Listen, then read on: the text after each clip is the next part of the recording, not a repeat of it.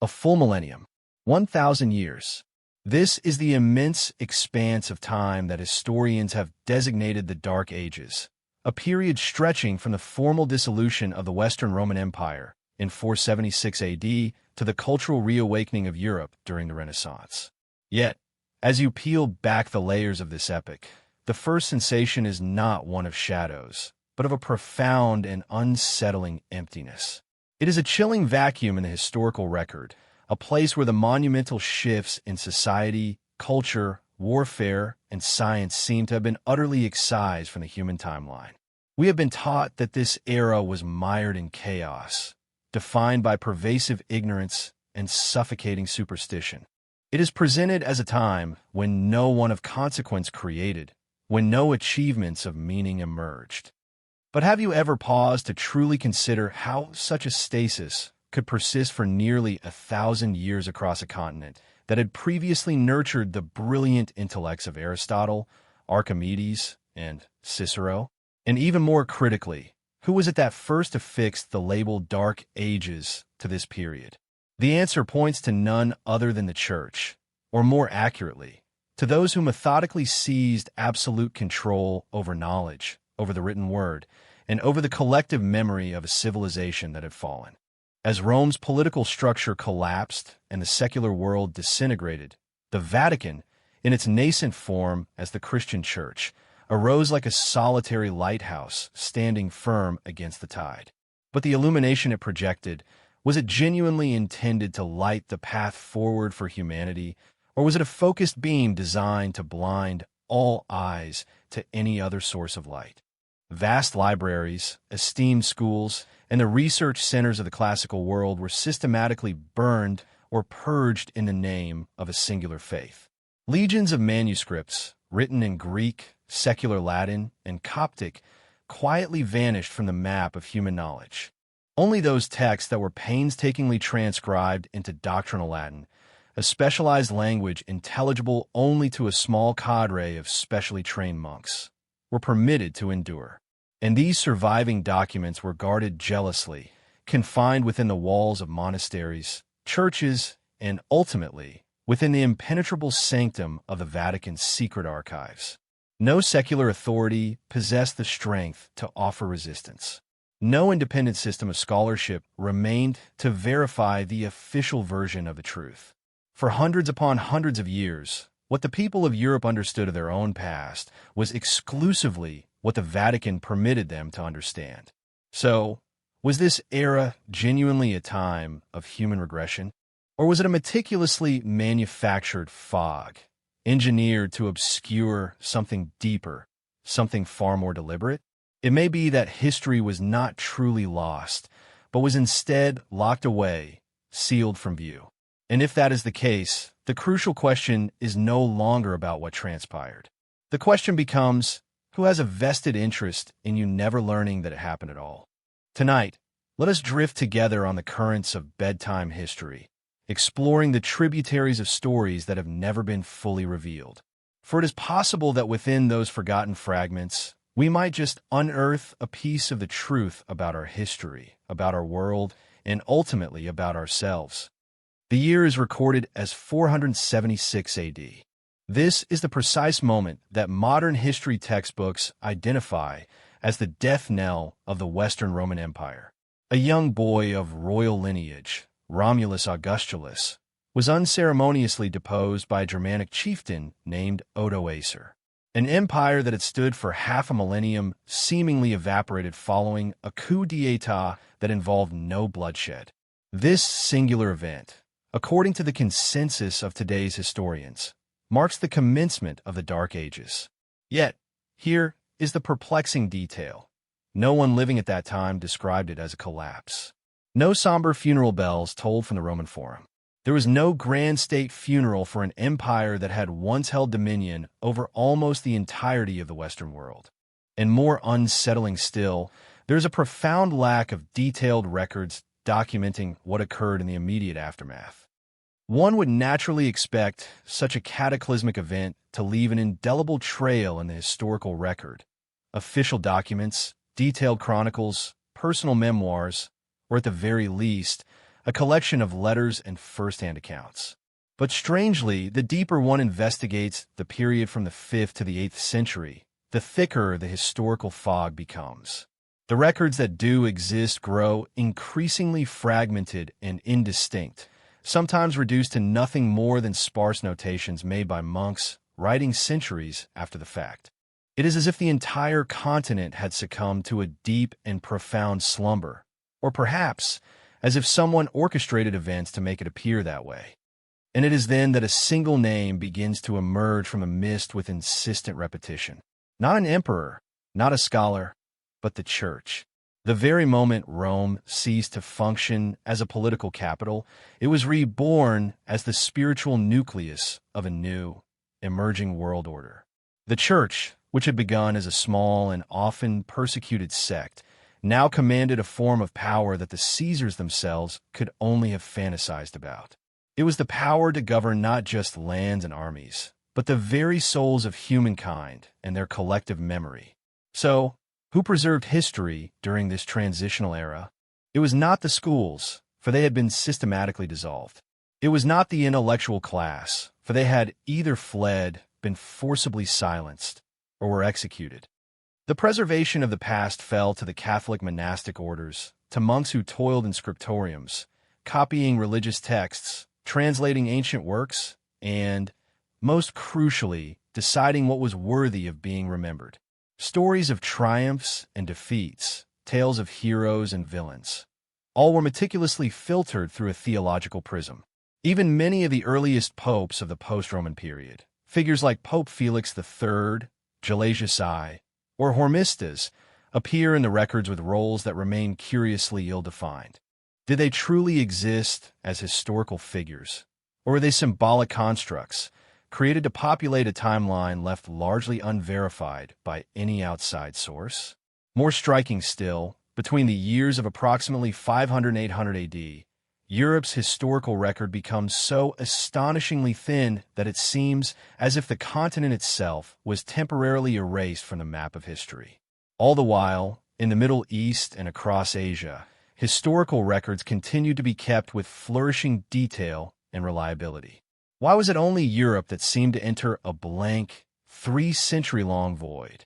The question is not simply what happened, but rather what was deemed worthy of being kept, and who held the ultimate authority to make that decision. It is possible that the fall of Rome was not an ending at all, but rather the dawn of a new order, one where true power no longer rested with warriors on the battlefield, but with those who quietly shaped the narrative of history from within the shadows. If you survey the historical landscape of Europe from the 5th to the 10th century, you will not find the vibrant colors of bloodshed, revolutionary fire, or intellectual breakthroughs.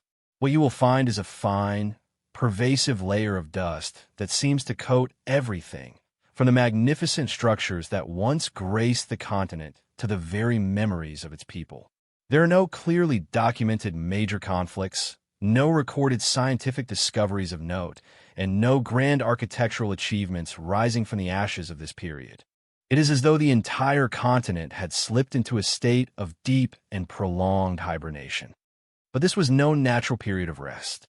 It was as if an unseen hand had cast a heavy, suffocating blanket over Europe, deliberately blocking out the light and methodically erasing its memory. Even the great cities that had once been bustling centers of commerce and culture, Milan, Lyon, Cologne, left behind no new archaeological or written traces for centuries on end. There were no new philosophical manuscripts, no new styles of painting, no new maps of the world, and most unnervingly of all, no new stories. Those who might have lived through that era, if they did indeed exist, either left no personal accounts, or their voices were systematically expunged by forces unknown. Meanwhile, if you cast your gaze eastward toward China during the Sui and Tang dynasties, you witness a veritable golden age. The invention of block printing revolutionized the dissemination of knowledge.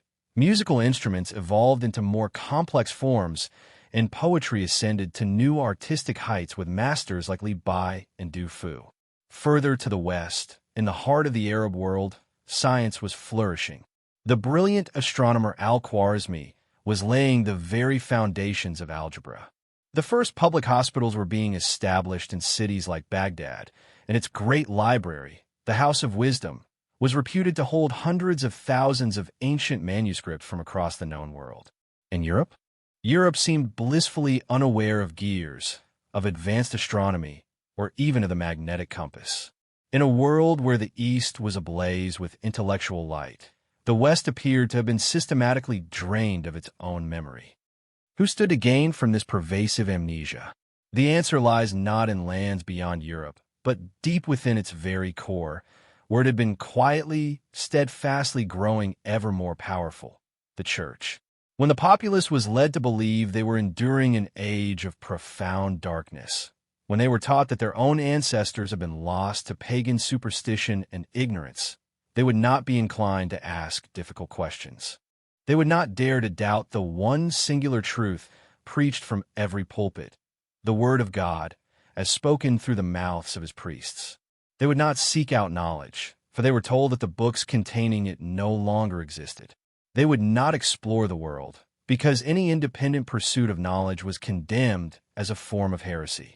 The Vatican had no need to enforce compliance through widespread violence. It only needed to establish a single, powerful definition, darkness, and then allow fear to accomplish the rest. In a world seemingly devoid of war, of intellectual debate, of meaningful invention, one might naturally assume that nothing of consequence happened. But sometimes, the most protracted and profound silence is the clearest evidence of a hidden crime, the deliberate erasure of an entire chapter of human history. History is never merely a record of what happened. It is, more accurately, what has been told. And when the only voices left to tell the story belong to men cloaked in clerical robes, that story will inevitably reflect not an objective truth, but a version of the truth that has been carefully and purposefully chosen. Following the collapse of Roman authority, nearly the entire secular, scholarly network of Europe crumbled into dust.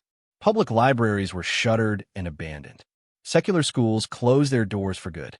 The scholars and intellectuals of the age, if they managed to survive the turmoil, either retreated into deep isolation or were compelled to bow to the authority of the Church in order to continue their work. In such a restrictive climate, the only remaining sanctuaries where manuscripts were still copied and preserved were the monasteries, hidden away behind thick stone walls, where the light of knowledge was permitted to filter through only in narrow, controlled streams, under the strictest possible supervision. But here is where we find a crucial detail that few people ever notice. The ancient Roman and Greek texts were not simply copied verbatim. They were systematically rewritten into ecclesiastical Latin, a variant of the language that was fundamentally shaped by theology. This form of Latin was narrower in its range of meaning, significantly more difficult to comprehend, and was accessible only to a specially trained clerical elite. While classical Latin had once been the vibrant language of law, literature, and science, Church Latin became the very key that locked away the vast treasure of human knowledge. The consequences of this were monumental. The complex mathematical writings of Pythagoras, the revolutionary political theories of Cicero, the profound natural philosophy of Aristotle. If any of these were deemed incompatible with established church doctrine, they were either reinterpreted to fit the mold or, more often, simply left uncopied, destined to fade into oblivion. Thousands upon thousands of works that were labeled as heretical, pagan, or simply unnecessary for the salvation of the soul were systematically burned, intentionally lost, or consigned to the dark, damp vaults where no one would ever be able to reach them again. Thus began a new era, one in which knowledge was no longer a brilliant light intended to enlighten all of humanity, but was instead a powerful tool to be used to control it. If an individual wished to learn about history, they had no choice but to go through a priest. If they desired to read an ancient text, they required special permission and were instructed on how to interpret it in the correct way. The very concept of independent verification vanished from the intellectual landscape. Open debate was strictly forbidden. History was transformed into doctrine, and doctrine, by its very nature, could not be challenged. It is often said that history is written by the victors. But in this particular case, the victors had no need to rewrite the entire story from scratch. They only needed to meticulously preserve what served their ultimate purpose and allow all the rest to quietly fade into the mists of time.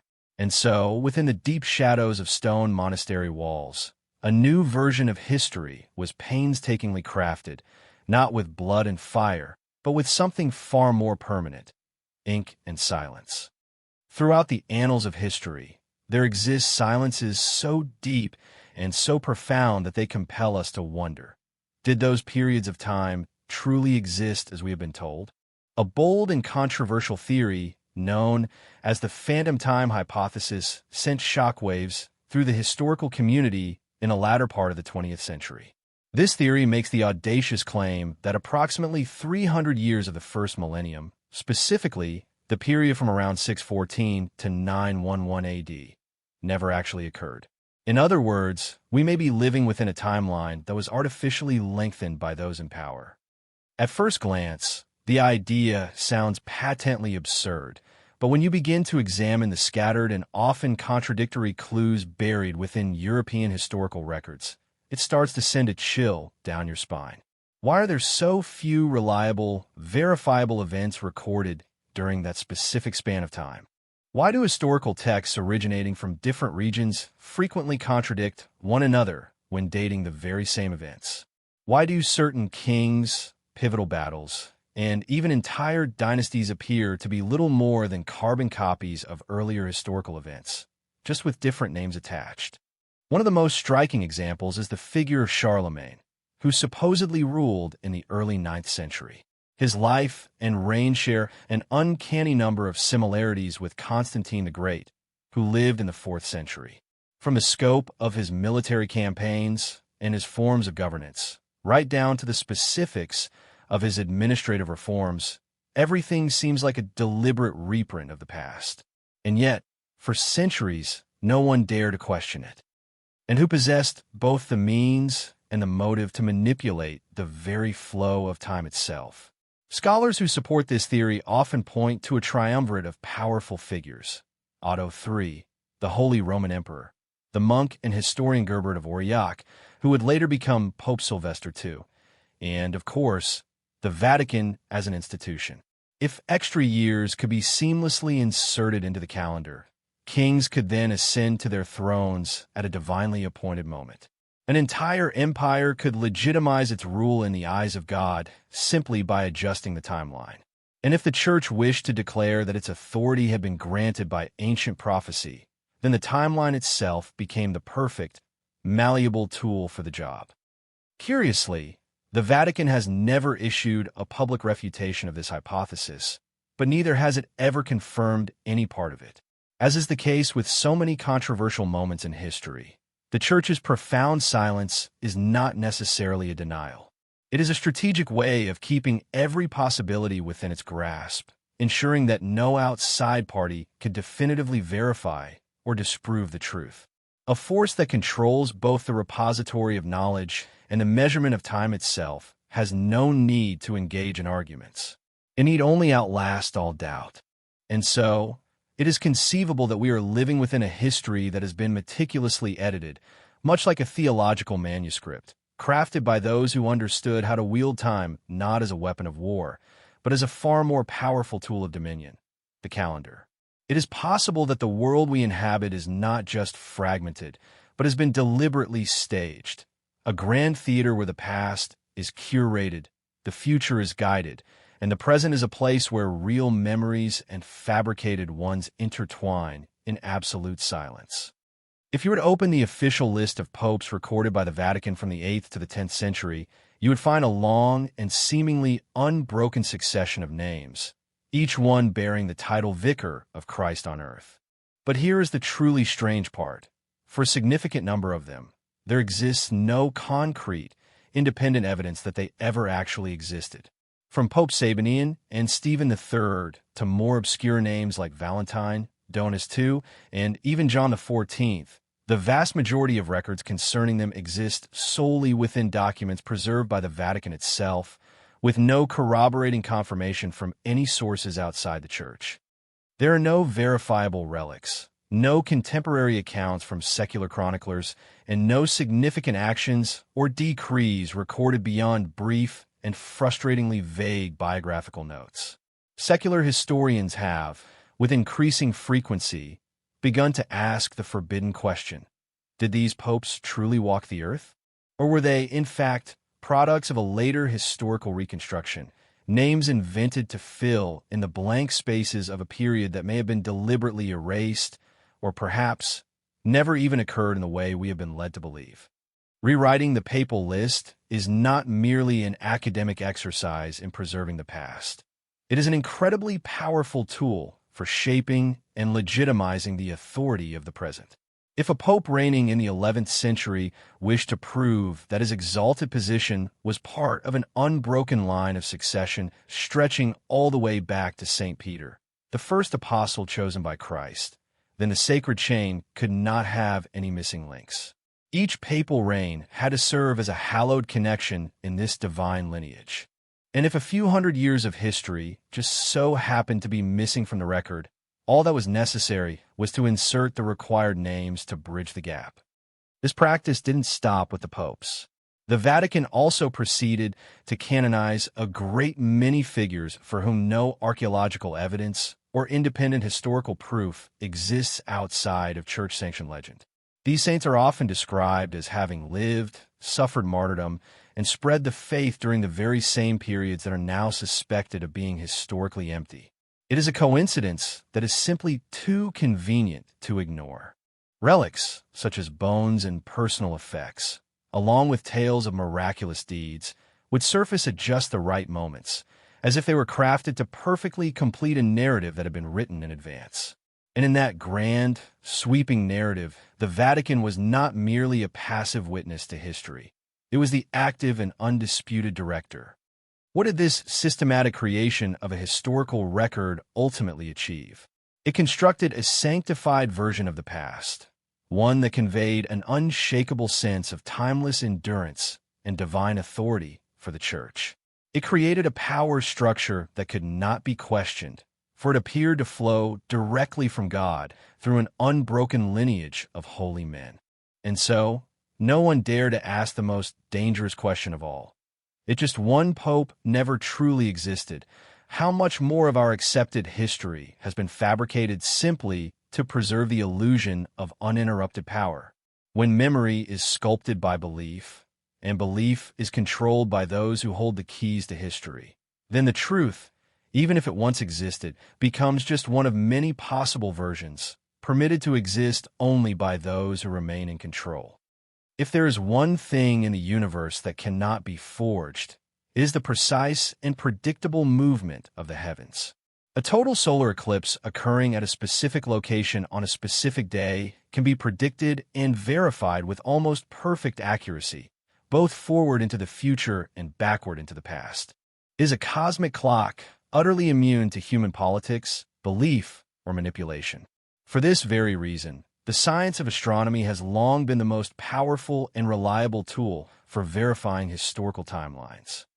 But when modern researchers began to meticulously compare ancient eclipse records with the dates found in European history during the so-called Dark Ages, they uncovered a series of deeply troubling inconsistencies.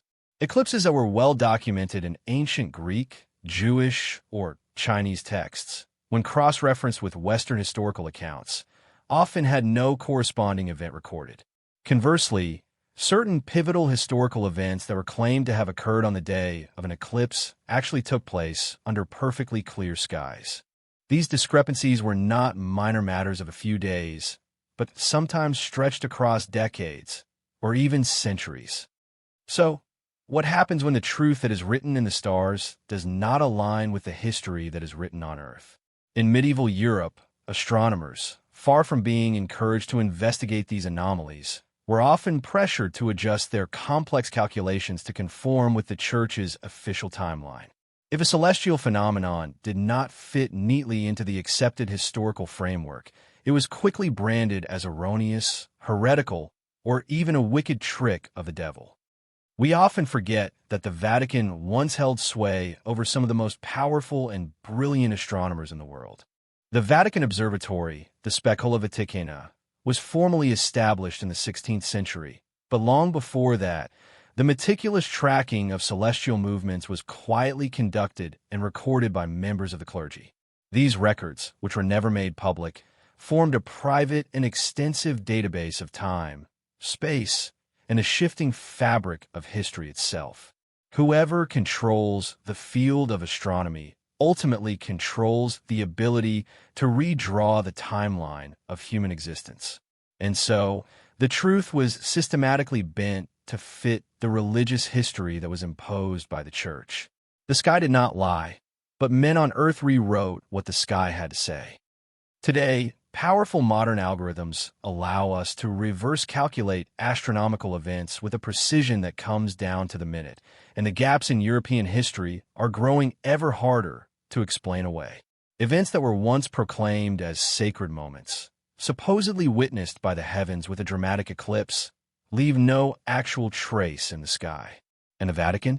They remained profoundly silent on the matter throughout the Middle Ages. Those who dared to look up at the stars and speak truths that conflicted with the Church's carefully constructed earthly narrative were ruthlessly silenced.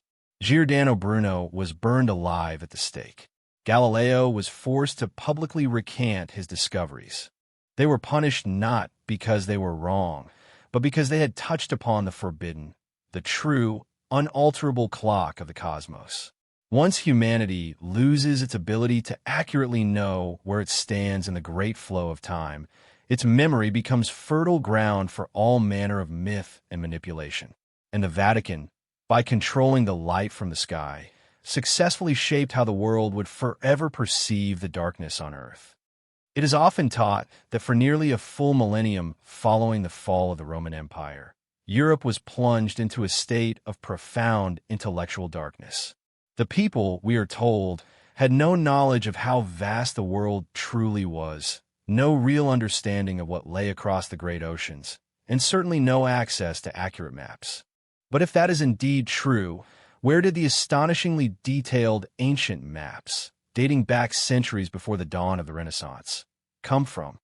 The problem arises when certain historical maps do not align with the level of geographical knowledge we are told existed during the so-called Dark Ages. The most famous and perplexing example is the Piri-Reis map, drawn in the year 1513. And yet, this map accurately depicts the coastline of South America, the west coast of Africa, and even, most remarkably, a portion of the continent of Antarctica, as it would appear free of its massive ice sheet. According to Piri-Reis himself, this map was not his own creation, but was compiled from a multitude of much older source maps, the origins of which remain a complete mystery to this day. How could a map created before the full age of global exploration portray the world with such breathtaking accuracy? How did European cartographers come to possess geographical data that, according to the official version of history, was not discovered for another generation? And this leads to the most pressing question of all. Where are those original source maps now? Archaeologists, historians, and independent researchers all point their fingers toward one place: the Vatican's secret archives.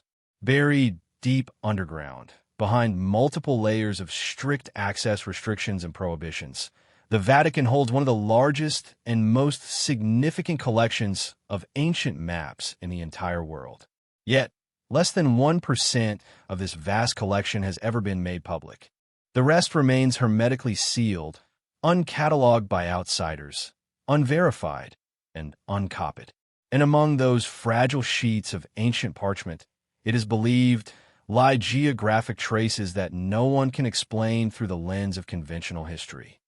There are coastlines depicted long before their official discovery, entire continents drawn with startling precision, islands that no longer exist on modern maps, and journeys mapped out that are completely absent from the history books, yet align perfectly with modern satellite data.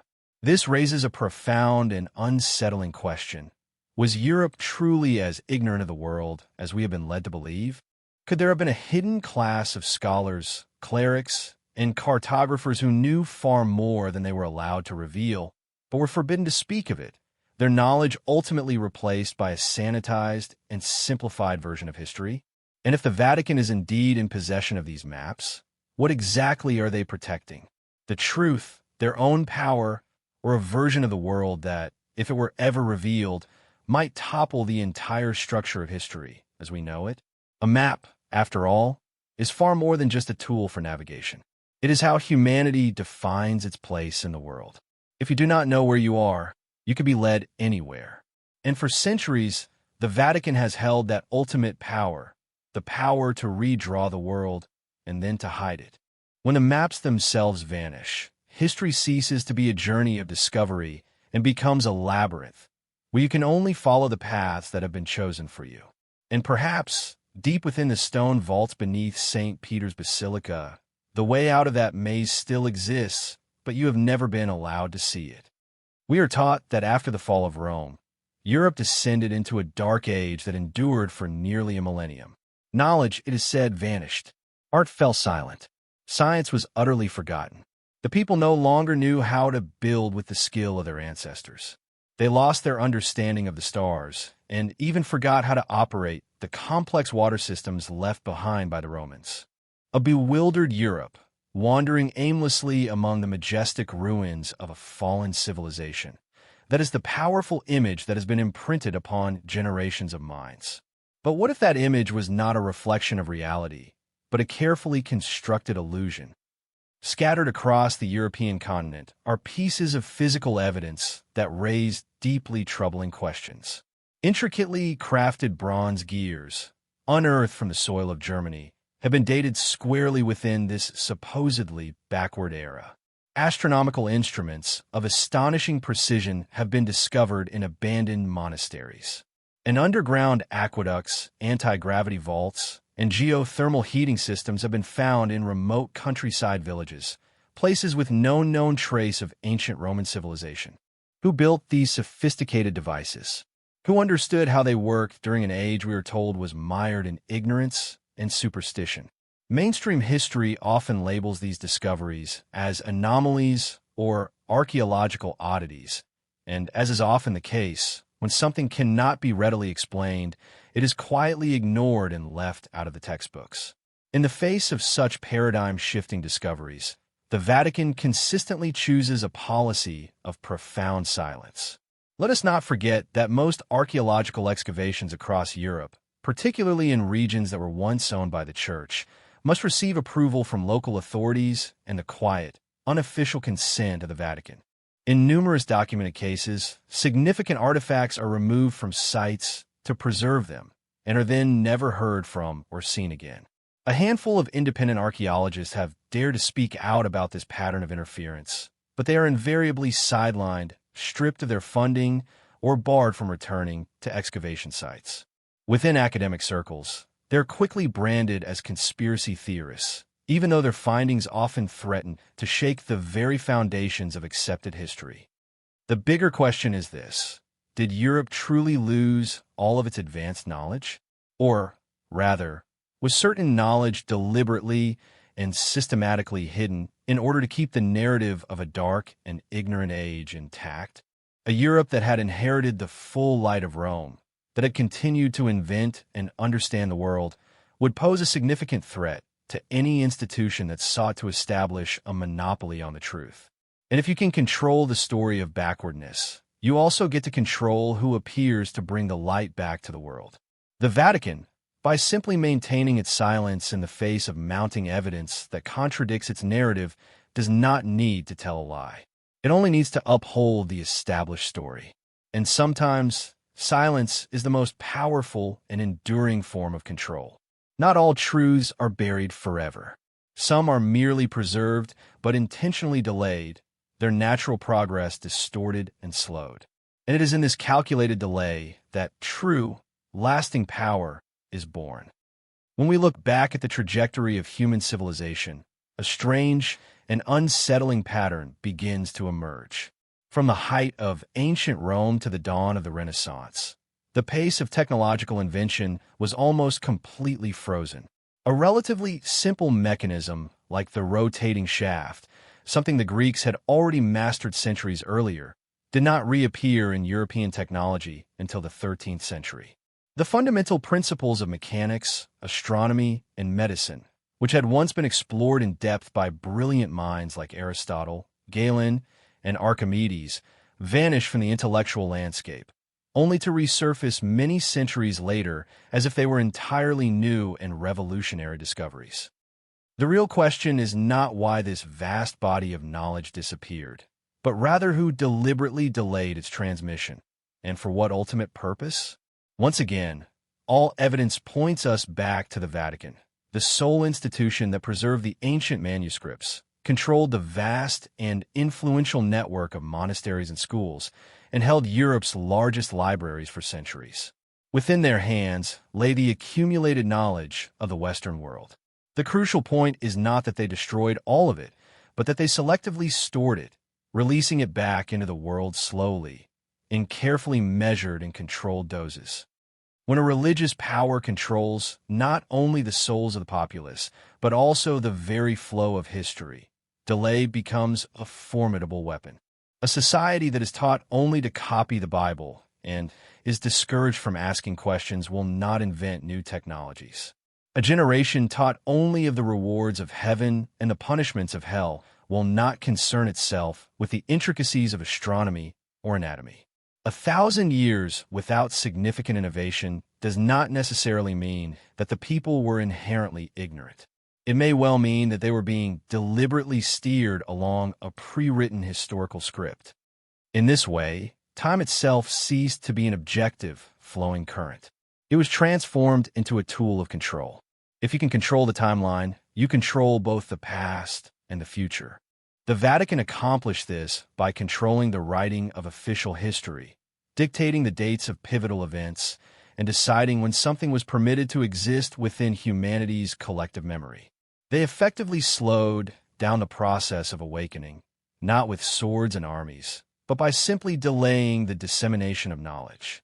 And when the world finally did rediscover what had once existed, the Church was there, ready to lead the way, as if they had not been the ones who had hidden it all along.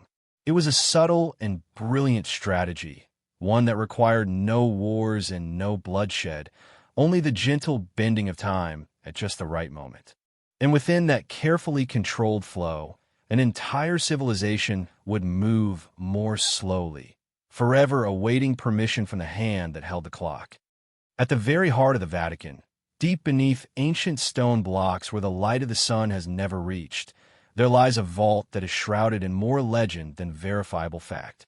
It is the Vatican's secret archive, the Archivum Secretum Vaticanum, a place whose very name is enough to send shivers down the spine of any serious scholar. Not because of what is known to be inside, but because of what might lie behind its permanently locked doors. This archive is no myth. It is entirely real. But no one in modern history has ever been granted full and unrestricted access to it. There are no public tours, no detailed interior photographs have ever been released, and any individual who wishes to study its contents, whether they are a tenured university professor or an international researcher of great renown, must endure a labyrinthine process of approvals, strict time limits, severe restrictions on which materials they are allowed to access, and an ironclad rule that no copies may ever leave the premises. It is said that inside these vaults lie over 50 kilometers of shelving, holding more than 1 million individual documents that span a period from the 8th century to the present day. What the public knows of this collection is merely the tip of a colossal iceberg. The submerged part, the truly sensitive and potentially world-altering part, remains completely unseen. No pope has ever publicly claimed to have entered every section of the archive. No cleric has ever revealed its deepest contents. And every detailed map of the archive's complex layout remains strictly and permanently classified. Rumor has it that the archive holds the original manuscripts that were deliberately excluded from the Bible, the secret records of ancient heresies and forgotten magical practices, and the private and censored journals of popes from the earliest days of the Church to the present, containing confessions and revelations they would never have dared to speak publicly. Most intriguingly, It is whispered that the archives contain ancient maps depicting the world in ways that are vastly different from what we are taught in our history books. Yet, what makes the Vatican Secret Archive so unique is not merely the sheer volume of the documents it contains, but the systematic way in which they are withheld from the world. Centuries ago, the Vatican cleverly defined the word secretum not as secret in the modern sense of the word, but as private. It was a brilliant linguistic shield. We are not hiding anything, they could claim. We are simply keeping it private. But if the information you're keeping private includes the unvarnished truth about human history, is it still just an archive? No one knows for certain what is truly concealed within those walls. But everyone who has studied the matter knows this. If there is any single place on Earth capable of guarding the missing pieces of history's great puzzle, it is this one. Not because of its physical depth, but because of the absolute and unwavering silence that surrounds it. And when a religious institution holds a library where even kings, professors, and scholars cannot freely enter, then perhaps true power does not rest upon a throne, but upon a shelf that no one has yet been allowed to fully read. There are historical documents that were not lost in fires, not damaged by time, and not destroyed by war, but were simply hidden carefully, systematically, and with deliberate intention inside the vast Vatican Secret Archive. According to the scattered and heavily redacted account from the very few scholars who have been granted limited access, there exist ancient manuscripts that predate the Middle Ages, and some that may even predate the very birth of the Christian Church itself. They are not myths, and they do not come from distant Eastern lands. They are the products of a sophisticated body of knowledge that once existed within Europe itself, before that brilliant light of knowledge was dimmed and ultimately hidden beneath the heavy cloak of faith. Some of these manuscripts are said to be written in ancient languages that have not yet been fully deciphered, perhaps a form of Proto-Latin or even a heretical variant of Greek. They are rumored to contain astonishingly accurate astronomical records, detailed anatomical diagrams of the human body, and profound philosophical reflections that far surpass the simplistic, theocratic worldview that the Church would later impose upon the continent. Why are they kept hidden? Because they directly conflict with the carefully constructed historical order. If there were definitive proof that Europeans once possessed advanced scientific knowledge, even during the so-called Dark Ages, the entire narrative of Christ brought light back to a dark world would crumble into dust. If it were shown that great wisdom existed outside of the Bible, the Church would lose its foundational claim to being the sole authority on truth. Imagine an ancient manuscript detailing principles of non-Euclidean geometry, discovered and dated to the 4th century, or another describing the motion of the planets along elliptical orbits, concepts that were not publicly introduced until the time of Kepler in the 17th century. Or perhaps a medical handbook from Gaul, written in a strange mix of Latin and Celtic, containing healing formulas that even modern medicine cannot fully replicate. These things were not forgotten, they were concealed.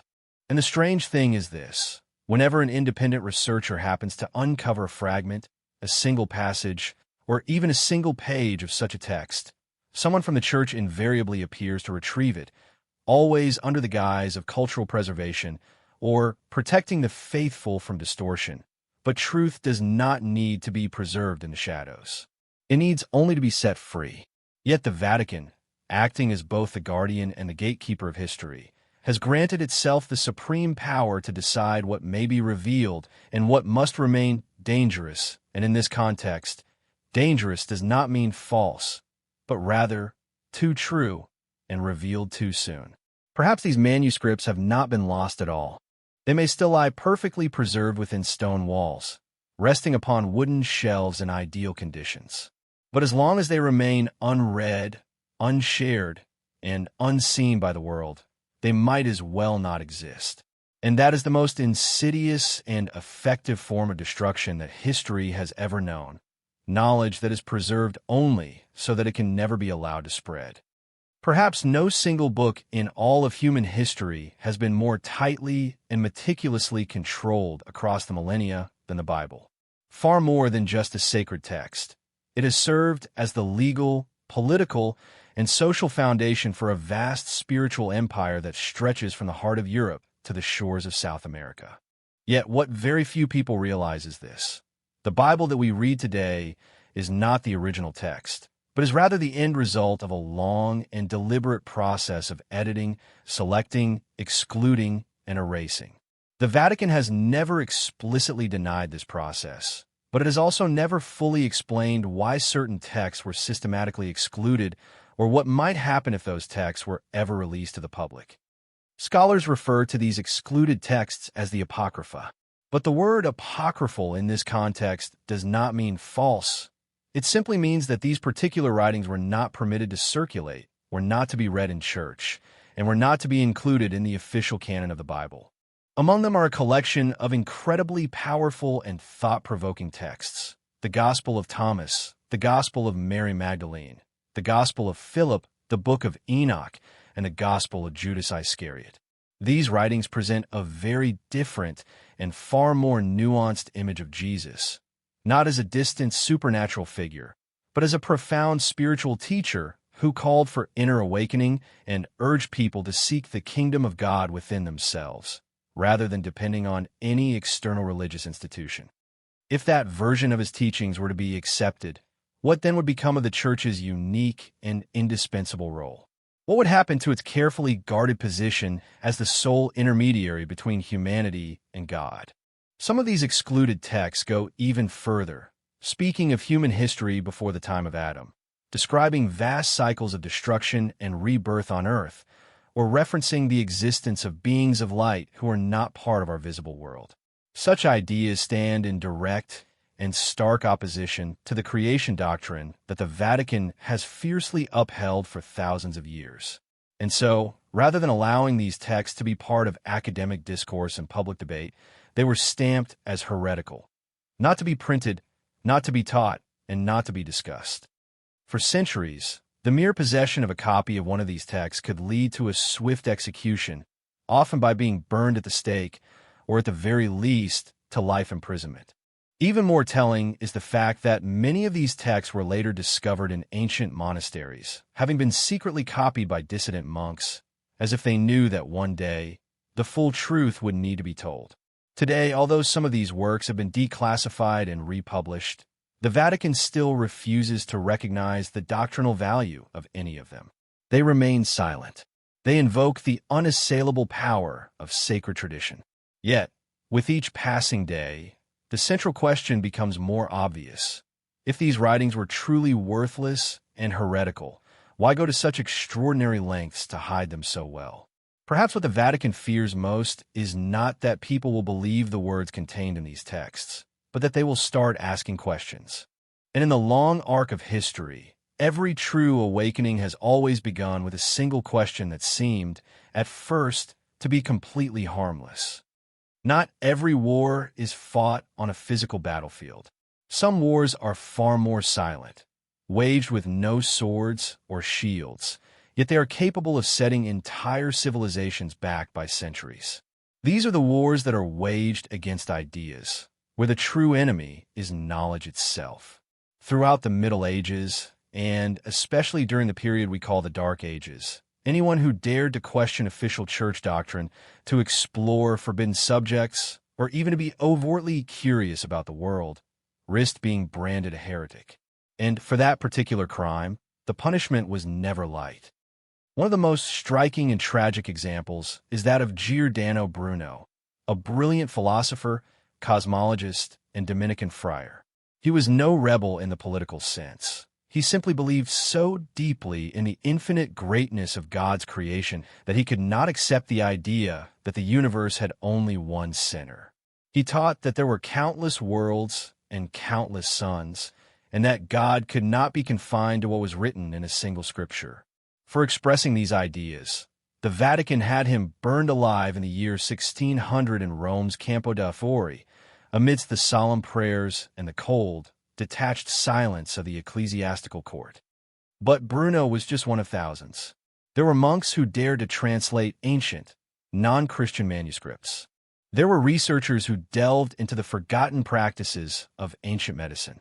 There were astronomers, historians, and thinkers. Anyone who touched upon a piece of knowledge that had not been officially approved by the church risked facing charges of heresy. They were tried in secret courts where no physical evidence was needed, only an accusation.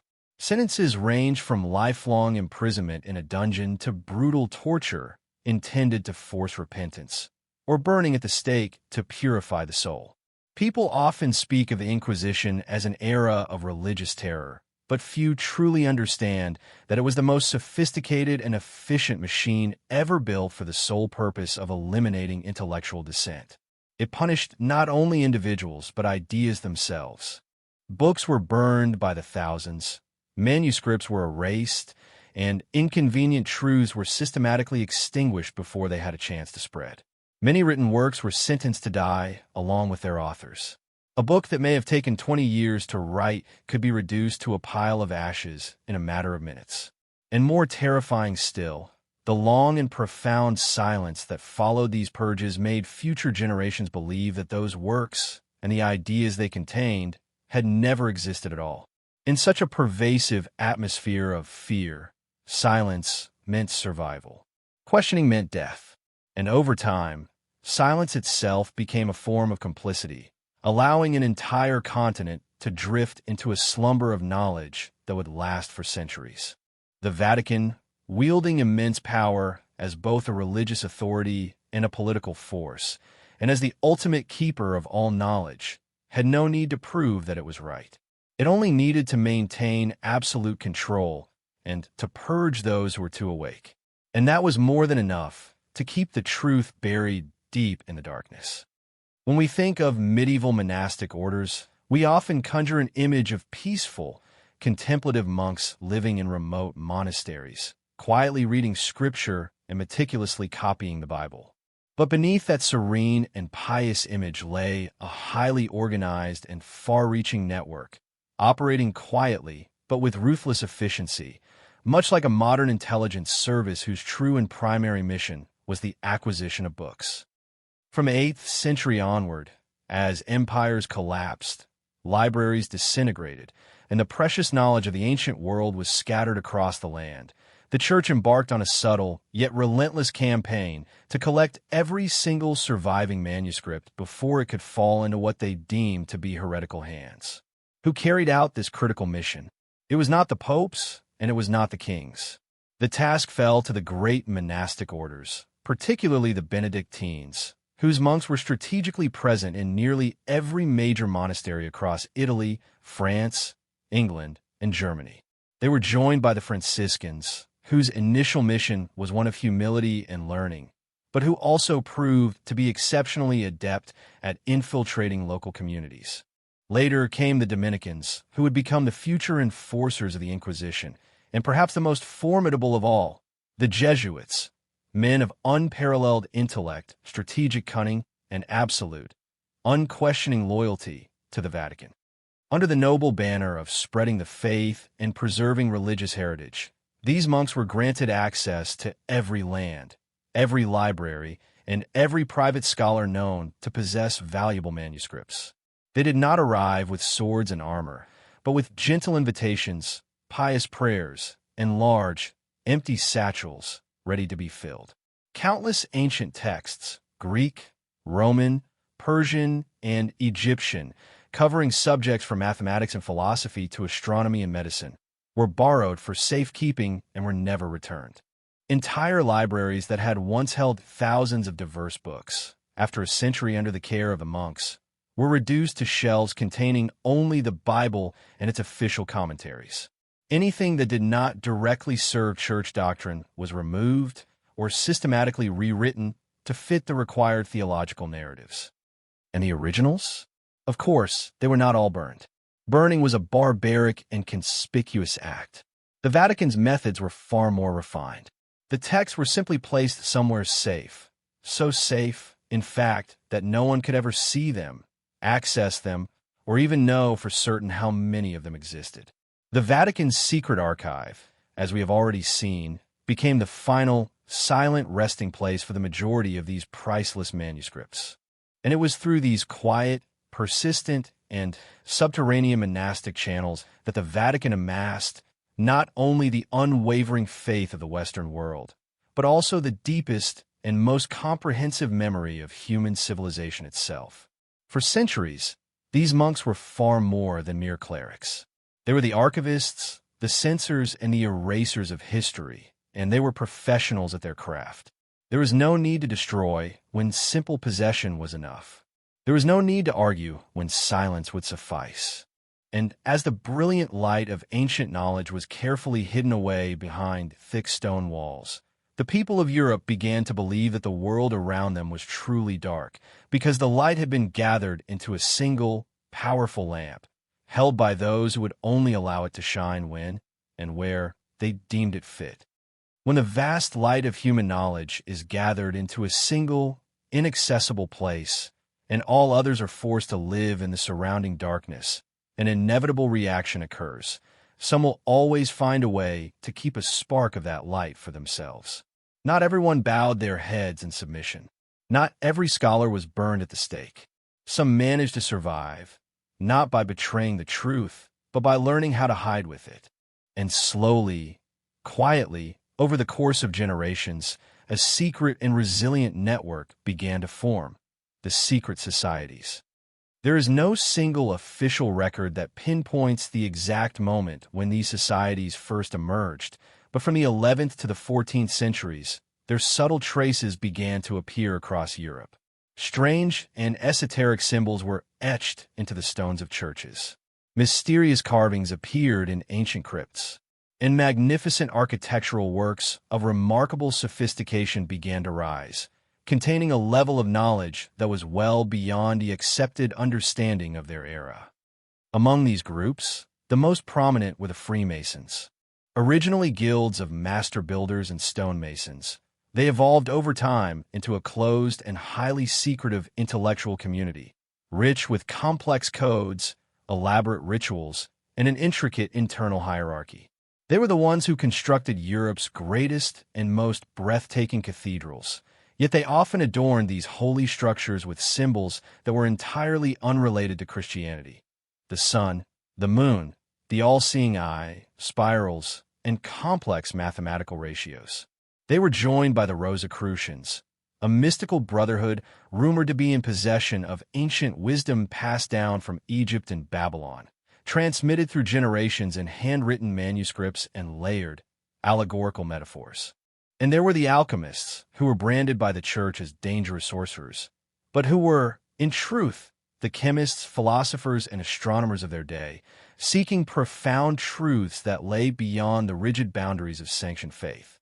These disparate societies all shared a common, unifying thread.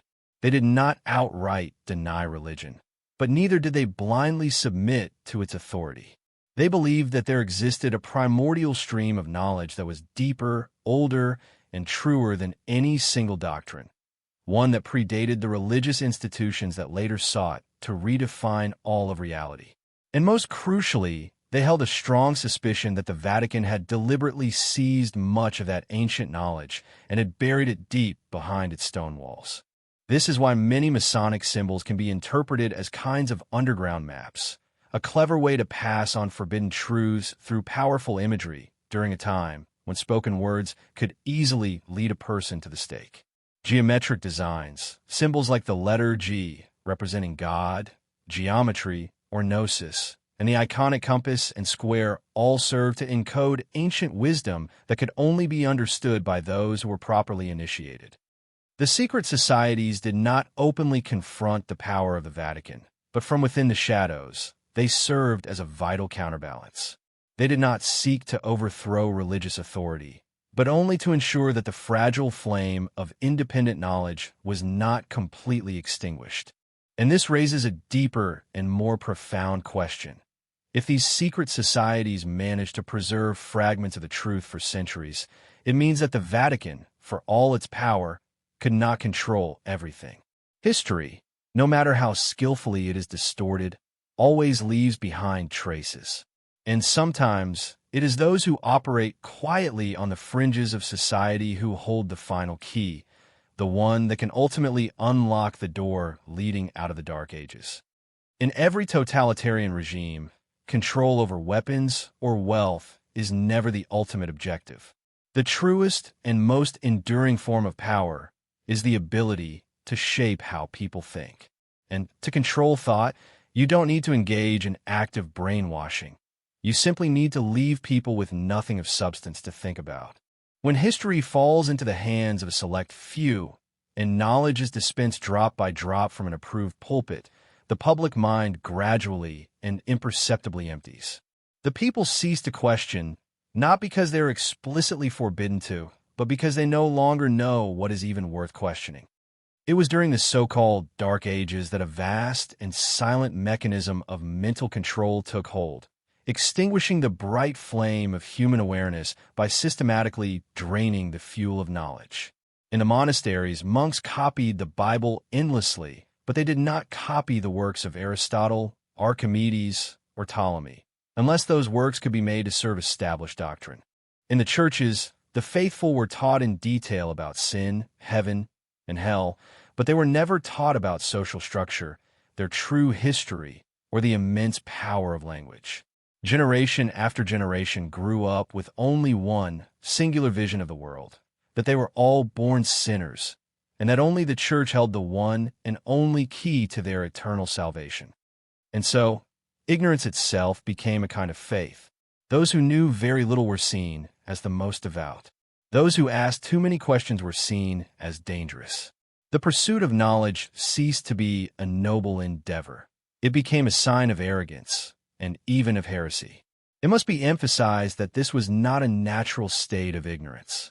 It was an engineered ignorance, cultivated, maintained, and fiercely protected. In many regions of Europe, literacy was actively forbidden to the general population. For centuries, only the clergy were permitted to read and write. Even the monks themselves were often denied full access to the complete Bible, and were taught only those portions that were deemed appropriate for them to know. The church did not need to physically oppress every single nation under its influence. It only needed to keep the world shrouded in a thick and persistent fog of unknowing. And when you live your entire life inside that fog, you will eventually come to believe that it is light. This is why the long journey to control the mind did not happen overnight. It was a slow and subtle process that spanned centuries, and it was largely nonviolent and free of overt coercion. All it required was time, silence, and for no one to remember that there had ever been another time, another world, where asking questions was not only allowed, but was considered the highest virtue. And the most frightening part of all is this. When ignorance becomes the accepted norm, the one who knows too much is seen as the outcast. The world falls into a self-perpetuating cycle. And when the Vatican holds the keys to both memory and the future, it needs to say nothing at all. It only needs to remain silent, so that we may all continue to live in a waking dream where the truth has been replaced by convenience. And light is something you're only allowed to see when someone else permits it. It is a bitter and profound irony that while science is born from the spirit of curiosity, from the innate human desire to understand the universe, life, and ourselves, during the era known as the Dark Ages, that very same curiosity became a mortal sin. It was a sin that could not be forgiven, not because the science was wrong, but because it was right. When Galileo Galilei peered through his crude, early telescope and declared that the Earth revolved around the sun, he was not merely making a scientific statement. He was shattering an entire worldview, one that had been carefully and meticulously constructed over centuries. A worldview in which mankind was taught that it was the absolute center of the universe, created by God and governed by his divine will.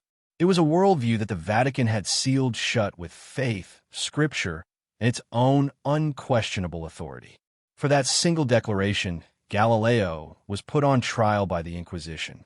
He was forced to publicly recant the truth, not because his findings were false, but because they threatened the very foundation of the system of control. He survived the ordeal, but he spent the rest of his life under house arrest, not because he was a political rebel, but because he dared to look up at the sky and simply speak what he saw. But Galileo was not the first. Long before him came Roger Bacon, the the 13th century English scientist who was imprisoned by his own Franciscan order for his pioneering ideas in the fields of optics and experimental science. There was Michael Servetus, who was burned alive at the stake for challenging certain church doctrines and for proposing the theory of pulmonary blood circulation. And there were hundreds, perhaps even thousands of other scholars, nameless, unrecorded, and systematically erased from our collective memory, simply because they dared to think differently. The issue was never about the specific content of the science itself. The issue was, and always has been, about the control of the truth. When the Vatican declared that all truth must first pass through the narrow gate of its doctrine, any theory that did not fit was forbidden to exist, no matter how correct it might be. The medieval universities, many of which were run by the Church, were not the bastions of free thought that we imagine them to be today. They were institutions where students were trained to think correctly, where they were indoctrinated to obey dogma, not to seek out the truth for themselves. Ancient scientific texts were hidden away in locked vaults or were permitted to be studied only by a select few approved scholars. Knowledge was put into a box, and anything that existed outside of that box was labeled as heresy. Even more frightening was the collective sense of fear that this system produced. People stopped thinking for themselves, not out of inherent ignorance, but out of a paralyzing fear that a single wrong thought could lead them to the flames of the stake. And so, science became a stranger in the very lands that had once given it birth. It was not until many centuries later, with the great intellectual revolutions of the Renaissance and the Enlightenment, that humanity began to shake off the invisible chains that had forced it to bow down before the darkness.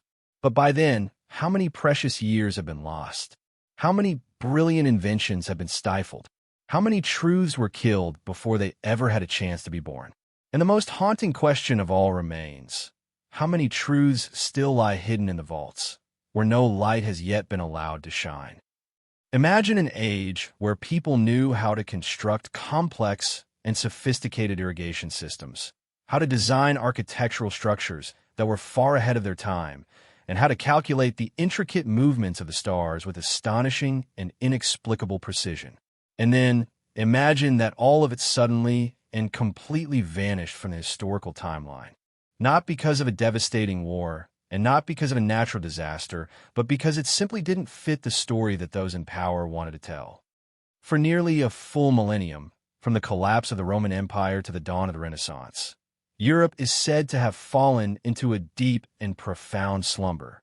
It was an era with no major inventions, no grand constructions, and no meaningful scientific progress.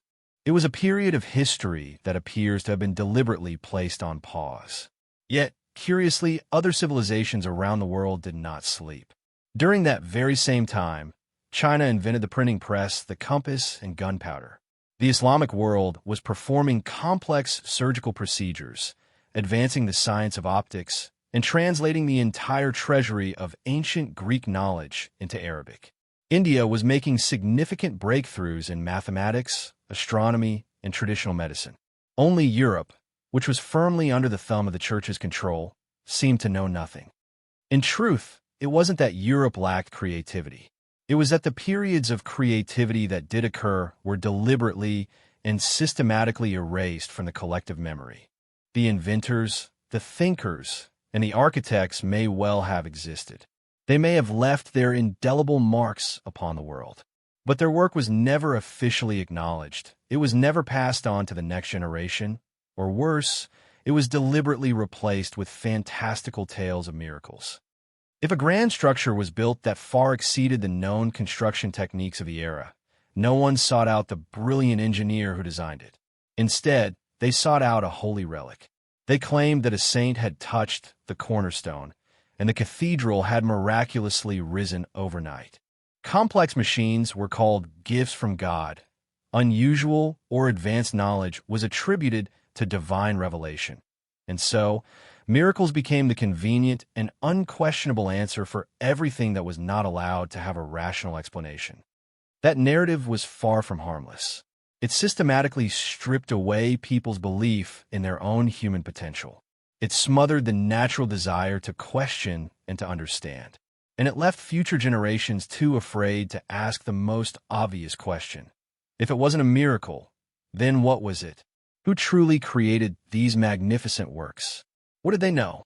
And why was that knowledge never taught again? In ancient maps and in documents hidden deep within the impenetrable vaults of the Vatican Secret Archive, many independent scholars believe there is ample evidence of these broken and forgotten periods of creativity. There are strange notations of unknown origin, architectural blueprints that are far beyond the capabilities of their supposed time, and cryptic notes that no one dares to translate. But when a miracle is used as the official excuse, every single question becomes an insult to faith. And so, brick by brick, tangible knowledge was replaced by the thick fog of dogma. No one remembers the creators, but everyone remembers the miracle. And in that collective act of forgetting, power was consolidated and reinforced. You have no need for physical chains if the children of a nation grow up inside a prison that they have been taught to believe is a school. You have no need for brute force if you can successfully control the collective memory, and the best place to start is with the textbooks. For centuries, education was not a tool for enlightenment. It was an extension of power. This was especially true in medieval Europe, where the Vatican held absolute control over the entire school system. From the content of the lessons to the methods of teaching, from the very first letter a child learned to the complex concept they were never allowed to encounter, every aspect was meticulously controlled. A child born into that world would be taught, as an indisputable fact, that the earth was the center of the universe, that all of mankind was created in just 6 days, and that all knowledge worth having lay within the pages of the Bible. And if anything they observed or thought ever contradicted those sacred words, the fault was not with the text, but with the child. From a very young age, children were taught to believe before they understood and to memorize before they questioned. Critical thinking wasn't merely discouraged. It was considered to be sinful, because in that rigid system, faith was supreme and obedience was the highest possible virtue. What the children were not taught was even more alarming than what they were. They were not taught about the achievements of other civilizations. They were not taught about Greek science, Islamic medicine, or Chinese inventions. They were not taught that human beings could build their own future. Instead, they were taught that all knowledge comes directly from God and is transmitted through one, and only one, authorized intermediary, the Church. And this was not a simple oversight. It was a deliberate strategy. When a child is raised on a distorted and incomplete version of history, they grow up not just lacking certain pieces of information, but lacking the very ability to recognize that they're missing anything at all. They would go to church, they would learn to read a few select passages, and they would believe that the world had always been this way. They would believe that knowledge was the exclusive privilege of those who wore clerical robes, and that truth came not from observation and experiment, but from sacred sermons. Thus, an entire generation became faithful followers, not necessarily of religion itself, but of submission. The truth never needed to be completely hidden. It only needed to be replaced with more manageable versions, ideally injected into young and impressionable minds before they were strong enough to defend themselves. This is why, even today, certain parts of history remain blurred, oversimplified, or replaced with convenient myths. It is not for a lack of information, but out of an ancient and deep-seated fear that if too many people understand history correctly, they will inevitably start asking questions. And when a generation that is capable of asking the right questions finally emerges, the foundations of power begin to crack. When people think of the methods used to control history, they often picture dramatic scenes of manuscripts being burned, scholars being silenced, or dark secrets being hidden away in the Vatican Secret Archive. But there's a far subtler way, one that is quieter, yet ultimately more effective than any flame ever lit by the Inquisition: the textbook.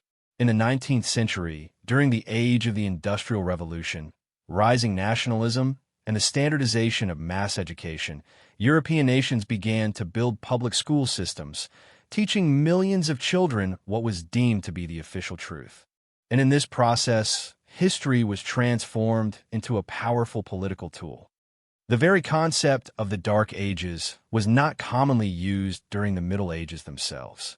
In fact, it was largely reimagined and popularized by European scholars, historians, and religious reformers in the 19th century, and it served a very clear and specific purpose: to divide human history into distinct periods and to glorify the achievements of the present. By painting the 1,000 years following the fall of Rome as a desolate time of darkness, the intellectual elite of the 19th century could then proclaim that their own era was the true age of enlightenment. To achieve this, they needed to turn the past into a collective nightmare, an era defined by superstition, ignorance, endless wars, and complete cultural and technological stagnation. It's a rather convenient narrative, isn't it? If you want to celebrate the light, you must first create the darkest night imaginable to precede it. But why did the Vatican remain largely silent as the Middle Ages, a period that they had once completely dominated, was portrayed in such a negative light? Because they didn't need to respond. For centuries, through their tight control of knowledge, they had already left behind a fragmented and incomplete historical legacy, one that was perfectly suited to being labeled the Dark Ages. And once that label was stamped onto the pages of textbooks, taught in every school, and repeated across generations, it became an accepted truth. The 1T9H century textbook did not merely record history. It established the official memory of a nation. From Germany to England and from France to Italy, students were taught a neat and linear version of history. From Greece to Rome, then into the Dark Ages, followed by the Renaissance, the Enlightenment, and finally, the modern age. It was a tidy and compelling story, easy to teach and easy to remember, but ignored so much. It ignored the forgotten achievements in mathematics, medicine, and architecture that occurred during the Middle Ages. It ignored the crucial role played by the Islamic world and the East in both preserving and advancing human knowledge. And most of all, it deliberately obfuscated the Vatican's true role, from controlling knowledge to purging dissent and shaping the very darkness it was now being associated with. Thus, in the classrooms of the 19th century, millions of children grew up believing that there had been a time when nothing progressed, a time when all of humanity was steeped in superstition. No one taught them to ask why this had happened or who was telling this particular story. No professor mentioned the existence of the secret archive. No textbook questioned the mysterious disappearance of centuries of historical records. And no one ever suggested that the Dark Ages might not have been a real historical period at all, but rather a thick coat of black paint, brushed onto the canvas of the past by those who wish to make themselves appear whiter and brighter by comparison. Have you ever noticed that in nearly every movie set in medieval Europe, the sky is perpetually gray? The castles are always crumbling, the roads are muddy, and the peasants are dressed in rags, their eyes cast downward as if they have forgotten how to dream. Violence is rampant, superstition is everywhere, and there is always a dark and imposing church looming in the background, its giant cross casting a long and oppressive shadow over everything. This is no accident. Cinema, especially since the 20th century, has become humanity's unofficial historian. And in the case of the Dark Ages, it hasn't merely retold a part of history. It has completely redefined an entire era. While the 19th century textbooks created the intellectual concept of the Dark Ages, it was mass media that turned that concept into a powerful emotional truth. People today don't need to read a single historical document to believe that medieval times were a black hole of human ignorance. They have seen it on the screen. They have felt its oppressive atmosphere. They believe it. And here lies the profound danger. What we feel strongly, we rarely ever question. From Hollywood blockbusters like The Name of the Rose, Kingdom of Heaven, and Braveheart, to countless television series about witches, heretics, and the Inquisition, the imagery is recycled endlessly. A stern and unforgiving church, ignorant and helpless peasants, dark dungeons, and brutal torture. Rarely do we ever see the advanced Islamic learning centers, the sophisticated ancient maps that were in circulation, or the significant influence of Eastern knowledge on Europe during that time. Why is this? Because the narrative of a dark age where the Vatican was the only source of light is far too convenient. It's an easy story to script. It offers clear and dramatic contrasts between good and evil. And most importantly, it aligns perfectly with what those in power have long wanted the public to believe. Once the image of the Dark Ages has been seared into our collective memory through films, comics, video games, and documentaries, any effort to reclaim a more nuanced and accurate version of the truth begins to feel like counterpropaganda. Those who question the established narrative are branded as extremists. Those who express doubt are seen as eccentrics. Anything that contradicts what we have all seen with our own eyes is instantly resisted. The reality is this. During the so-called Dark Ages, there were quiet but significant advances in agricultural techniques, in mathematics, in Romanesque and Gothic architecture, and in sophisticated schools of logical thought that thrived within the monasteries. But such nuanced details rarely make it to the silver screen. And the Vatican, in these portrayals, remains in a curious position. It is sometimes criticized in these dark depictions, yet it is simultaneously maintained as the sole beacon of knowledge in a supposedly ignorant and chaotic world. It is a strange but incredibly useful contradiction. So, when a child grows up learning from standardized textbooks, while at the same time consuming hundreds of hours of media that is built around the very same narrative, at some point, history stops being a question and becomes a completed picture. It is a picture painted not by those who actually lived through the era, but by directors, screenwriters, and the powerful sponsors who stand behind the camera. And thus, the truth does not die in the darkness. It dies beneath the bright glare of the spotlight. When an institution makes the extraordinary claim to be the center of all truth, the very first thing the world is entitled to ask is this: let us see everything you know. But with the Vatican, that has never happened. For centuries, the Church has systematically confiscated, censored, and banned thousands upon thousands of texts, from ancient manuscripts and scientific records to historical documents and the sacred writings of older belief systems. Many of these important works were placed on the Index Librorum Prohibitorum, the infamous index of forbidden books, an official list that existed from 1559 all the way until 1966. And even though that list was eventually abolished, the reality of the situation remains unchanged. The vast majority of the banned works were never re-released to the public. The question is, why? If those texts were truly in error, then let modern scholars critique them in the open. If they are completely harmless, then why continue to hide them? And if they simply contain differing but not dangerous perspectives, wouldn't an enlightened civilization welcome such intellectual diversity? But the Vatican has consistently chosen a different path. At the very heart of Vatican City lies a place where even the most seasoned and respected researchers are not allowed to roam freely. The Archivum Secretum Apostolicum Vaticanum, the Vatican's secret apostolic archive. Though the word secretum originally meant private, in practice it means sealed. Only a tiny number of pre-approved scholars are ever granted access. Each one must request specific documents, one at a time.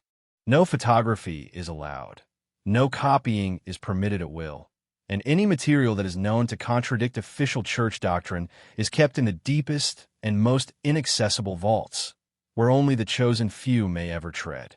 So what exactly is being hidden? Some scholars who have studied the periphery of this subject believe there are documents that reveal entire periods of human advancement that have been completely erased from the official timeline. There may be proof of the true and profound influence of pagan, Arab, and Eastern knowledge on early Christian philosophy. And perhaps, most damningly of all, there are writings that show that many of what we consider to be revealed truths were, in fact, simple editorial decisions made by committees of men. The refusal to release these works is not a matter of forgetfulness or benign neglect. It is a deliberate strategy. Because once those ancient texts finally see the daylight, the entire historical narrative will have to be rewritten, not just about the Dark Ages, but about the Vatican's true and active role in creating the very shadows that have come to define that era. We cannot know for certain what is still locked away, but a silence that is stretched across centuries is, in itself, a clear sign that something of immense importance needs to stay hidden. No one burns books in the digital age. But if the books are permanently sealed away in a vault with no key, how is that any different than if they had never existed at all? And in the profound absence of the truth, the official story continues, unchallenged, taught in our classrooms, shown in our films, and retold by tour guides at St. Peter's Basilica, where the light shines so brightly that no one ever stops to notice the immense darkness that lies just beneath their feet. Modern history often tells us a simple and compelling story.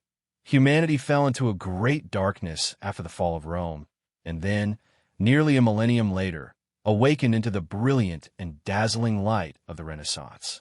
It was an age where Leonardo da Vinci redrew the dream of flight, where Copernicus fundamentally shifted our understanding of the universe, and where Michelangelo carved the very essence of humanity into stone and genius. It sounds like a beautiful fairy tale, doesn't it? But if we take a step back and ask some critical questions, the story begins to unravel. Where did the Renaissance truly begin? And why, after 1,000 years of supposed silence, did human creativity suddenly erupt in such a dazzling and unprecedented form? The popular answer is that the great minds of the age rediscovered the lost knowledge of ancient Greek and Roman civilization. But something about that explanation doesn't quite add up. First, why did this vast body of knowledge vanish for an entire millennium, only to be accidentally rediscovered all at once? Second, how did certain individuals, living in a society that was still, in many ways, socially underdeveloped, manage to reach such astonishing and almost otherworldly depths of thought, technique, and artistry? And third, these ancient sources that they supposedly found, where did they come from? Who had safeguarded them for 1,000 years? And why did they surface at the precise historical moment when they were most needed? Once again, the path of inquiry leads us back to the Vatican. Many historical records strongly suggest that the Catholic monastic orders, particularly the Benedictines and later the highly organized Jesuits, had long been collecting, copying, and preserving countless ancient manuscripts throughout the entire duration of the Middle Ages, not for the purpose of publication, but for storage. Then, in the 15th and 16th centuries, at a moment when the Church was facing a severe crisis of image and authority due to internal corruption and the rise of the Reformation, parts of this hoarded knowledge were quietly and strategically released. They were branded as rediscovered, ancient wisdom, and history recorded this moment as the Renaissance. Thus, it may be that humanity did not simply step forward into a new age. It may have been allowed to turn back and re-enter a room from which it had once been deliberately exiled. What had been locked away for centuries was now selectively reopened, and the entire narrative of history was artfully repainted. The great painters, astronomers, and anatomists of the age became the celebrated icons of a new enlightenment. But how many of them have been granted privileged access to forbidden church-held materials? How many of them had to collaborate closely with the clergy in order to avoid falling into the deadly trap of heresy? The Renaissance was not a spontaneous explosion of creativity born from the stones of the earth. It was far more like a carefully staged theatrical performance, where new discoveries were released in controlled waves, where radical ideas were kept within acceptable bounds, and where the light of knowledge was allowed to shine only where the path had already been cleared by those in power. And if what the Renaissance delivered to the world had, in fact, already existed and even flourished during parts of the so-called Dark Ages, then our entire historical timeline deserves to be completely re-examined. Perhaps we never truly lost our knowledge. Perhaps it was simply hidden by those in power, only to be returned to us at a time that was most convenient for their own shining moment. That brilliant light, as dazzling as it was, may have been a controlled illumination. It may not have come from a new dawn, but from a single lamp lit within a darkness that they themselves had created. Truth doesn't need to shout to be heard. It doesn't need to be repeated 1,000 times to be believed. In fact, it is often the things that are repeated too often, too perfectly, and too much by the book that should arouse our deepest suspicion. From our earliest years in school, we are taught that history flows in a natural and logical progression. Rome falls, and the world enters a dark age. Then, humanity awakens through the Renaissance, moves on to the Enlightenment, and finally arrives in the modern era. Each historical period is neatly named, precisely dated, and authoritatively narrated by certified historians. Everything seems logical, clear, and utterly unquestionable. And that is precisely the problem. Because real history is never that smooth. Real history is messy, chaotic, and full of jarring contradictions, inexplicable gaps, and fractured truths. Yet, the version of history that we learn is strangely and unnaturally seamless. And if you dig deep enough into that official narrative, you will find that there are holes that defy any logical explanation, facts that do not align with one another, and supposed truths that are backed by no verifiable evidence. This leads to one inevitable and deeply unsettling question. Has someone deliberately rewritten history? Not necessarily to deceive us, but to direct us. And if so, who possessed the power to do so? Only one group in a long arc of Western history has ever simultaneously controlled all three of the essential elements of reality: knowledge, spirituality, and time. It was not the kings, not the philosophers, and not the scientists, but the Church. When the Vatican held the entire archive of ancient texts in its vaults, when the monasteries were the only places permitted to copy manuscripts, when any ideas that contradicted official doctrine were branded as heresy, when time itself was recalibrated by the Church's calendar, and when the past was retold every Sunday from the pulpit, history ceased to be a search for the truth. It became a tool.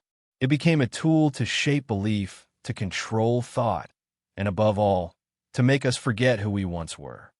Did you know that there are entire stretches of recorded history that serious scholars now question ever truly existed? There are historical events that seem to repeat themselves, timelines that inexplicably jump, and prominent historical figures who appear to be cloned under different names. These are not wild conspiracy theories. They are serious academic hypotheses that are now back on the table for discussion. And if any of these hypotheses are true, if what we have been taught to believe is history is actually a version that has been edited, staged, spliced together, and then printed in millions of textbooks, then the critical question is no longer, are we being lied to? The question becomes, what do we even remember of the original truth? And when our collective memory is rewritten for long enough and thoroughly enough, it eventually becomes our reality. It becomes a reality that we are born into, that we grow up within, and that we ultimately die believing, never knowing that it may not be what actually happened at all. In every civilization, the people who ask difficult questions are essential. They are the catalysts of all human progress, the sharp needles that pierce the comfortable bubble of consensus, reminding us that no truth, no matter how sacred, is immune to scrutiny. But there's a strange and disturbing paradox at play. The more precisely these individuals ask the right question, the more likely they are to be pushed to the margins of society. In the field of historical research, there is a long and tragic list of scholars, linguists, archaeologists, astronomers, and even dissident clergy who have put forth groundbreaking theories that shake the very foundations of the established timeline. And the outcomes of their careers tend to look eerily similar. They're dismissed, discredited, their funding is cut, and sometimes they simply disappear. Some are labeled as eccentrics or conspiracy theorists. Some abruptly resign from their university positions without any public explanation. Some have vanished during remote archaeological expeditions. And some have reportedly taken their own lives, just as they were on the verge of revealing earth-shattering findings. What do all of these individuals have in common? They touched upon something that the Vatican is not yet ready for the world to know. Remember, it is rarely the Vatican itself that acts directly in these cases. They don't need to. There is an entire system that has been cultivated over centuries. Academia, research foundations, publishing houses, and the media that is ready and willing to silence any voice that strays too far from the accepted narrative. And even stranger, dissenting academic studies about the gaps in the historical timeline, the anomalies in ancient calendars, the existence of illogical maps, or the content of pre-Christian texts almost never appear in mainstream academic journals.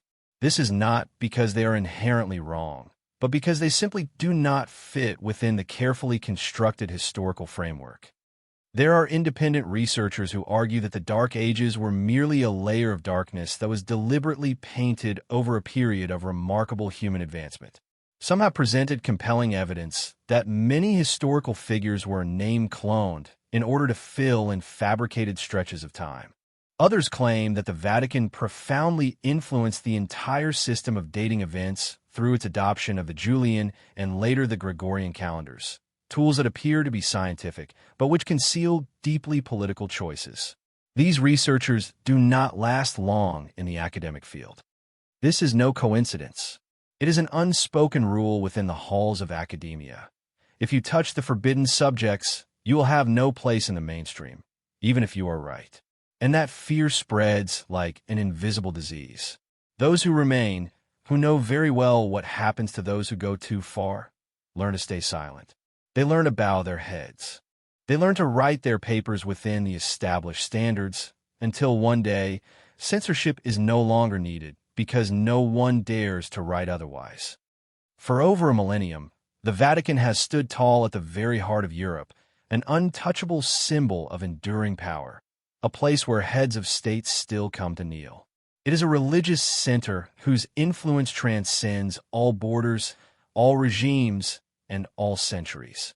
But the closer you approach that magnificent grandeur, the more you begin to sense that something of immense importance is being concealed, not behind a veil of darkness, but behind a light that is so blindingly bright it prevents you from seeing clearly.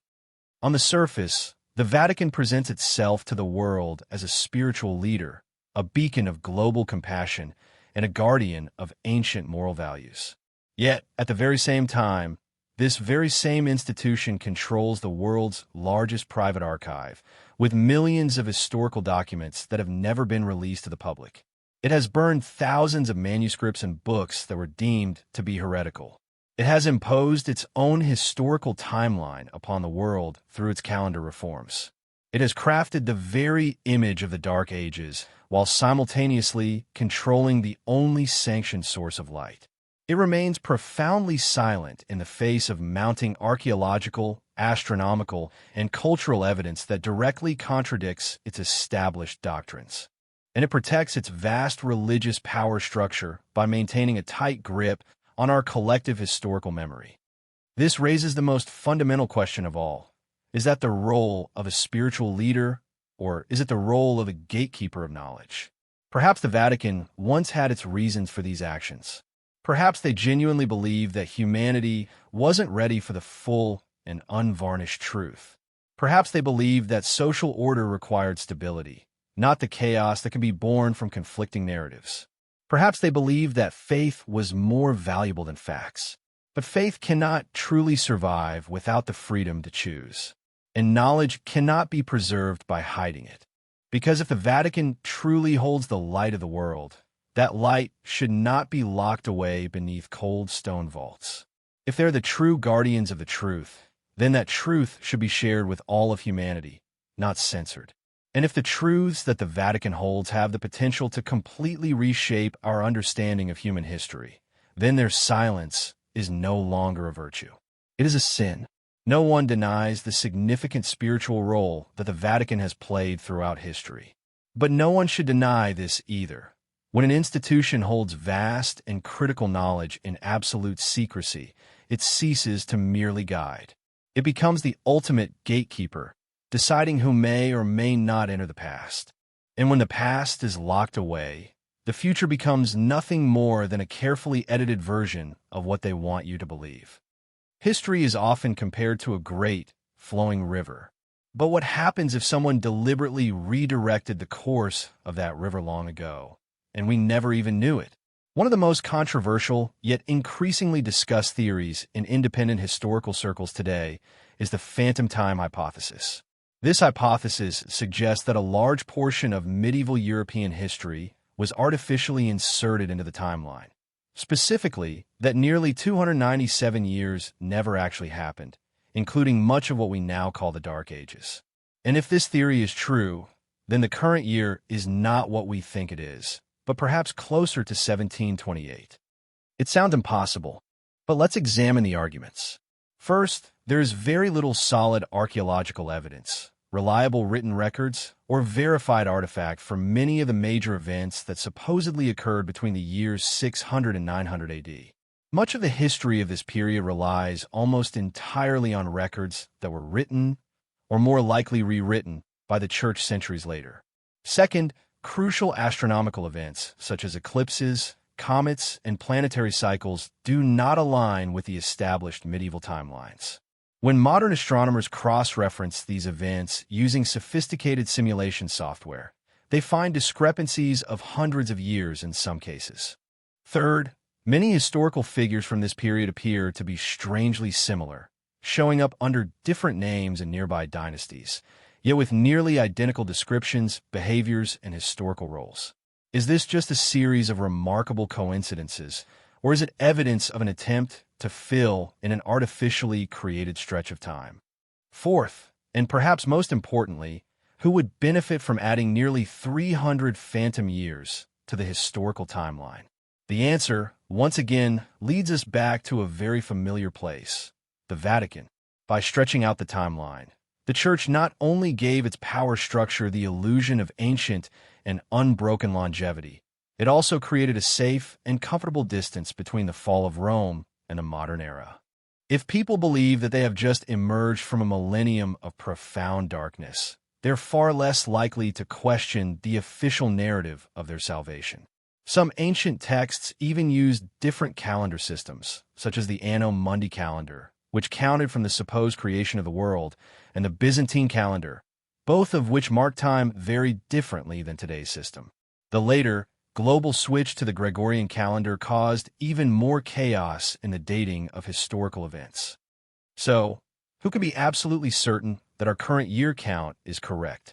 If the full truth, buried for so many centuries, were to be revealed, the current year might shrink by several hundred years, not in terms of our technology or our societal progress, but in the simple accuracy of our timeline. Now, imagine that we live in a modern world with artificial intelligence and space exploration, yet our very timeline may be fundamentally flawed at its foundation. And if time is the framework that defines all of history, when time itself is wrong, then the entire human story must be rewritten. No one can say with absolute certainty what the truth is. But as more and more questions arise, one thing becomes increasingly clear. We do not truly know where we are, because perhaps we have never truly known where we came from. We are all born into a world of names, dates, and stories that have already been written. We open our eyes in the current year, surrounded by countless books that tell us about the thousands of years that have passed, about the great empires that fell, the kings who rose to power, and the revolutions that shaped the modern world. And we believe it all because no one wants to begin their life by asking the terrifying question, where am I if everything I know about what came before could be wrong? But then, within the smooth and polished flow of history, there are cracks. There are gaps. There are things that simply don't add up. And each time we touch one of those fractures in the narrative, history becomes like a thick, heavy door, opening just a crack, just enough to give us a glimpse of the possibility that someone else once stood here before us, but their name was deliberately erased. We speak constantly of progress, but if the very beginning of this long journey has been rewritten, hidden, or worse, invented, then we no longer have any real way of knowing how far we've truly come. We no longer know if we're living on the true day of our own story, or if we're simply rereading an old and carefully edited script, thinking that it's new. And when we forget our true past, we lose far more than just our memory. We may lose the very power to shape our own future. So, if there is anything more dangerous than forgetting, it is forgetting by design. History does not need you to believe any one version of it. It only needs you to ask again and again. And if this journey tonight has made you question something that once seemed perfectly clear, then perhaps you have just taken your first real step into a truth that has been hidden for a very long time. If you believe this story is worth continuing, then keep searching, keep reading, and keep asking. Not just to follow a narrative, but to keep these vital, unanswered questions alive. Because sometimes a single, right question is more than enough to shake the very foundations of a carefully locked past.